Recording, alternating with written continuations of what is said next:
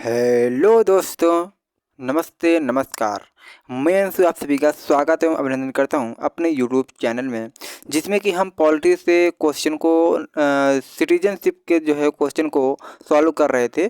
ये क्लास जो है आर ओ के लिए वेरी वेरी मोस्ट इम्पोर्टेंट है, और अदर एग्जाम जैसे कि एसएससी, सीएचएसएल, एमटीएस, सीपीयू के लिए very very most important class रहती है। ठीक है, तो इसमें जो है हमने पहला लेक्चर जो है कवर कर रखा है। अगर आप लोगों ने पिछले वीडियो को नहीं देख रखा है तो आप जो है नीचे लिंक के माध्यम से आप वीडियो को विजिट कर सकते हैं। ठीक है, तो इसमें आज हमारा पहला क्वेश्चन क्या कह रहा है, आप लोग वीडियो को कंप्लीट जो है वॉच करें। ठीक है, तो आज हमारा इसमें पहला क्वेश्चन यह है कि कितने वर्षों तक लगातार बाहर रहने पर नागरिकता जो है समाप्त हो जाती है। अगर आप भारत से बाहर कितने वर्षों तक रहेंगे बाहर, तो आपको जो है नागरिकता समाप्त कर दी जाएगी। ठीक है, देखो कह रहे कि लगातार, तो आपको बता दूं कि अगर आप जो है लगातार जो है 7 वर्षों तक के बाहर रहते हैं तो आपकी जो है नागरिकता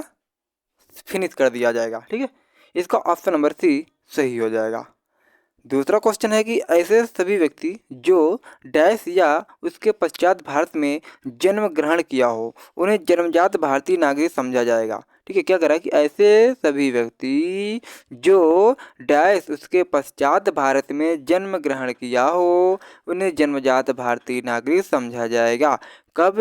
तो ये जो है हो जाएगा इसका ऑप्शन नंबर 16 का ऑप्शन नंबर थी 26 जनवरी 1950। ठीक है, 26 जनवरी 1950, इसका ऑप्शन नंबर सी सही हो जाएगा।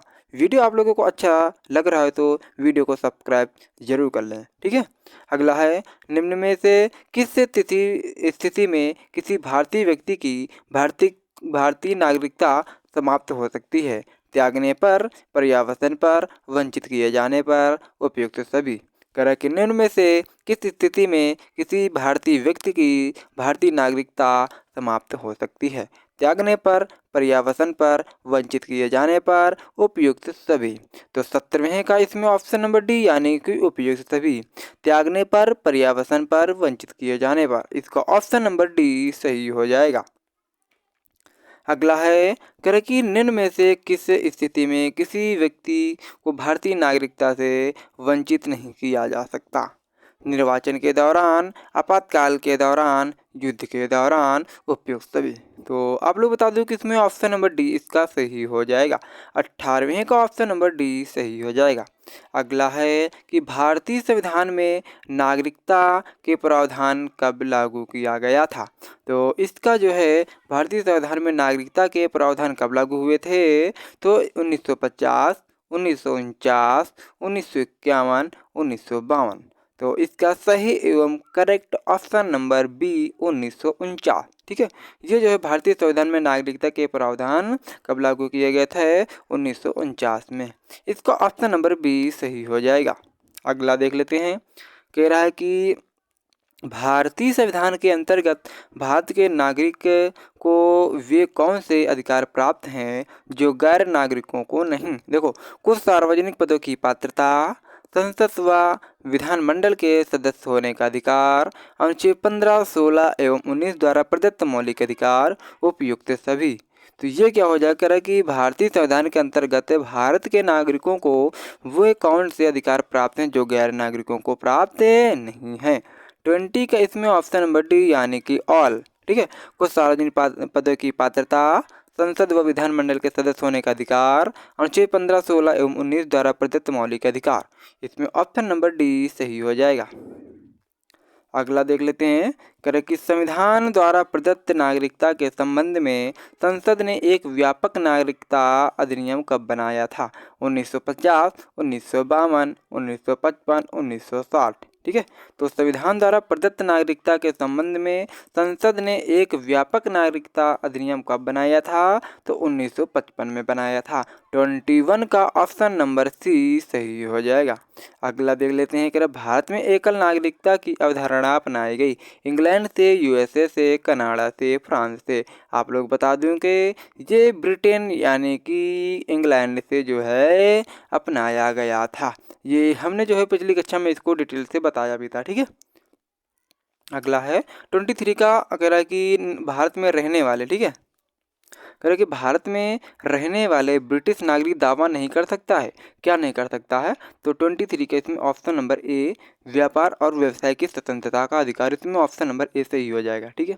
अगला है कि किस देश में दोहरी नागरिकता का सिद्धांत स्वीकार किया गया है? तो संयुक्त राज्य अमेरिका में, ऑस्ट्रेलिया में, कनाडा में, भारत में, ठीक है। तो किस देश में दोहरी नागरिकता का सिद्धांत स्वीकार किया गया है? तो ये जो है संयुक्त राज्य अमेरिका में। 24वें का ऑप्शन नंबर डी सही हो जाएगा। ये MPPSC 2006 में पूछा जा चुका है, ठीक है। अगला है, करे कि भारत नागरिकता निम्नलिखित में से किन विधियों द्वारा प्राप्त की जा सकती है? जन्म द्वारा, आनुवंशिकता द्वारा, पंजीकरण द्वारा, अनुरोधन द्वारा। तो आपको बता दें, देखो जन्म द्वारा होगा ही होगा, पंजीकरण भी होगा, यानी कि ये देख लो 1 और 3 तो पक्का होगा, ये तो होगा ही नहीं। अच्छा 1 3 है तो ये भी कट जाएगा, अच्छा 1 3 है तो ये भी कट जाएगा, यानी आपका बचा कौन? ऑप्शन नंबर बी, ठीक है। यानी कि जन्म द्वारा, आनुवंशिकता द्वारा और पंजीकरण द्वारा, ठीक है। इसका ऑप्शन नंबर बी सही हो जाएगा। 25 का ऑप्शन नंबर बी सही हो जाएगा, ठीक है। अगला देख लेते हैं, कह रहा है कि नागरिकता प्राप्त करने के लिए शर्तों निर्धारित करने वाले सक्षम निकाय कौन सा है? चुनाव आयोग, राष्ट्रपति, संसद, संसद व विधानसभाएं। कह रहा है कि नागरिकता प्राप्त करने के लिए शर्तें निर्धारित करने वाला सक्षम निकाय कौन सा है? चुनाव आयोग, राष्ट्रपति, संसद, संसद व विधानसभा। तो 26 का इसमें ऑप्शन नंबर सी संसद सही हो जाएगा, पार्लियामेंट। ये नागरिकता प्राप्त करने के लिए शर्तें निर्धारित करने वाला सक्षम निकाय कौन सा है? तो पार्लियामेंट है, ठीक है।